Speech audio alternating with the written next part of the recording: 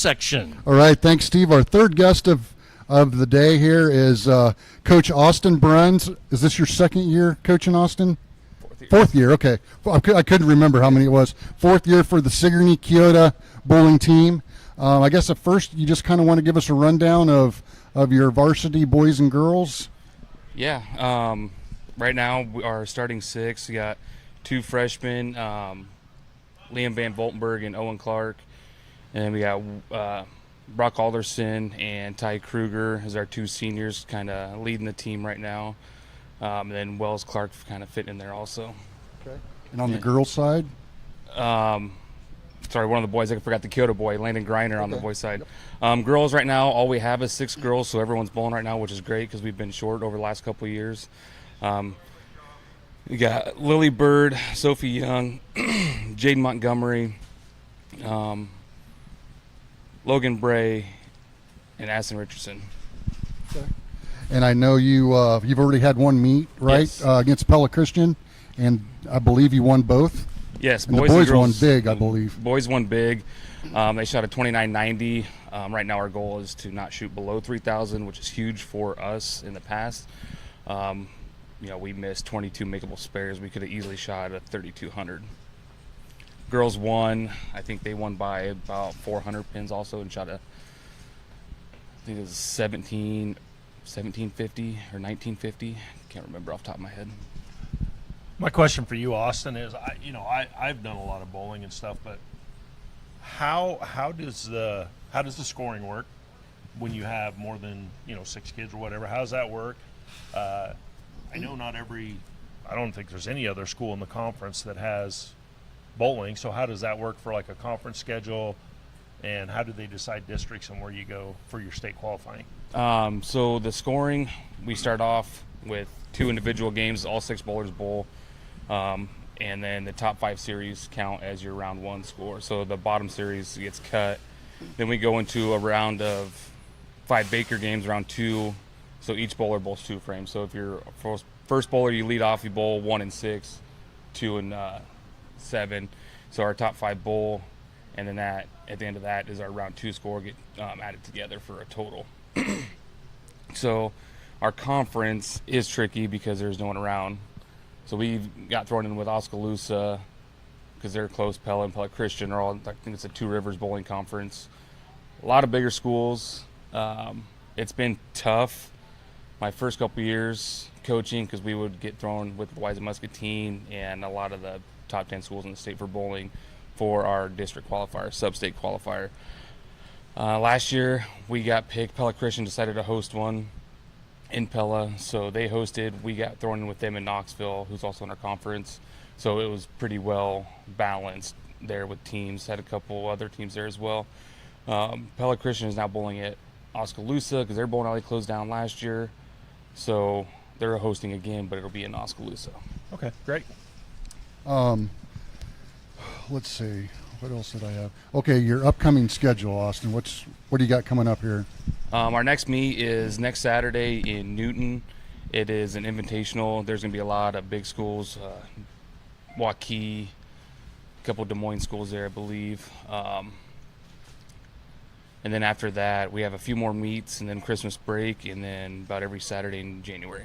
So to get to state, is it for individual, for team, both, and then how many do they take? So they'll take top 4, and they can do team or individual. We go to our district qualifier. They'll bowl 3 full game series, and then we'll take an intermission. Then we'll bowl 15 Bakers for another 3 games essentially for the team. But they are completely separate, individual and team. Last year we took Landon Griner and Jaden Montgomery, took 1 of each. This year we're hoping to take a couple of boys as well as a team. Our boys are looking really good right now, and all we can do is get better from here. Sure. And do we have any meets here? Yes, a lot of home meets. Oh, we do? Good. Yeah. We're only on the road a couple more times, so we're in Newton this Saturday. That's our second road and our second meet. We go to Ottumwa, and then we're in Oskaloosa again for Knoxville. Other than that, we are home a lot this year. Okay, good. Me and Bruce were just talking about we need to get out and watch the kids bowl, so but we were hoping there was some home meets. So, So yeah, there's quite a bit. good. So how often do you guys practice, and what do you work on, teach the kids in practice? Right now, since it's early on, we're kind of working on just the fundamentals of release of the ball and timing. Our practice schedule is we practice every Wednesday, Thursday, 3:45 to 5. Okay. So Are it's you one twice of a those week. that teaches? I wasn't near as good a bowler as Bruce was, but them guys always talked about boards. Yes. Can you talk a little bit about what do you mean by boards? So if you look at the lane, there are literally boards. So each board is a board. There's arrows, and each arrow is 5 boards.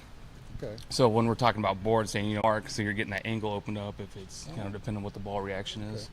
Very good, very good. Here and your goals with the boys and the girls here. The girls definitely taking Jaden back to state, second year in a row.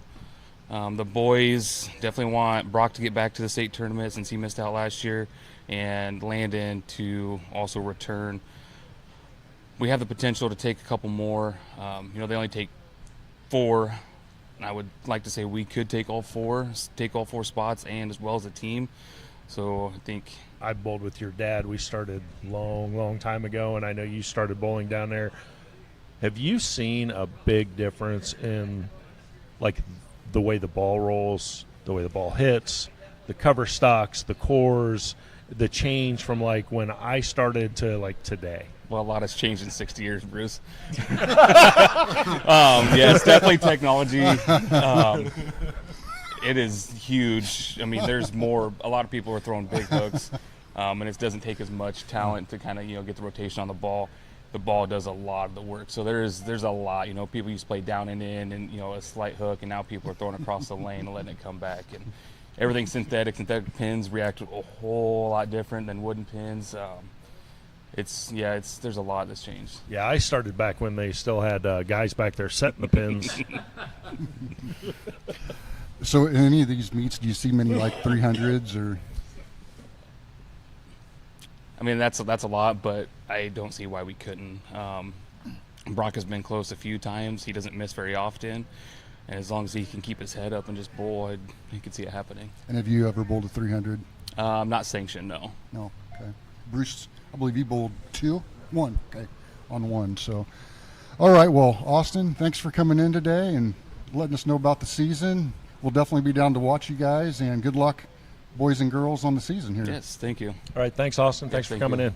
All righty. Again, we're continuing on here with the Sports Section Coaches Show.